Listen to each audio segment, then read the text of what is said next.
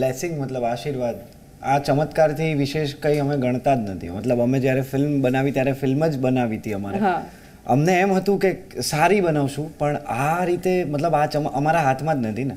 મતલબ zero shows હતા દિવાળી ઉપર, અને ગઈકાલે આખા ગુજરાતમાં 1800 શોઝ હતા મેમ. તો આ એક ચમત્કાર જ ગણી રહી છે અમે, ટચવુડ. પણ અને ક્યાંક ને ક્યાંક મને એવું લાગ્યું કે આ ફિલ્મ જ્યારે રિલીઝ થઈ ને ત્યારે જ્યારે અમે ડ્યુરિંગ ધ શૂટ મને એવું નહોતું લાગતું, પણ બધાને એક ડાયલોગ બહુ હિટ કરે છે કે લાલો પ્રભુને કહે છે કે પ્રભુ મારે કોઈ મિત્ર નથી, તમે મારા મિત્ર બનશો, તમે મારા ભાઈબંધ બનશો. તો બધાને હિટ કરે છે ને બધા ત્યાં બધા ગાર્ડ્સ ડાઉન કરીને રોવા માંડે છે.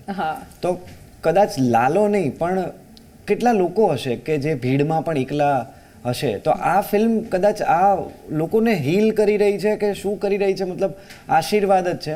અને કેરેક્ટરમાં તો ઘણી બધી મહેનત કરવી પડી, કેમ કે એકલા એક્ટ કરવું થોડુંક એ અઘરું હોય છે, તમારી સામે કોઈ હોતું નથી. પણ અમારી આખી ટીમ એટલી જોડાયેલી હતી, જેમ કે કો એક્ટર હું, શ્રુહદ સતત ડિસ્કશન કરતા રહેતા હતા.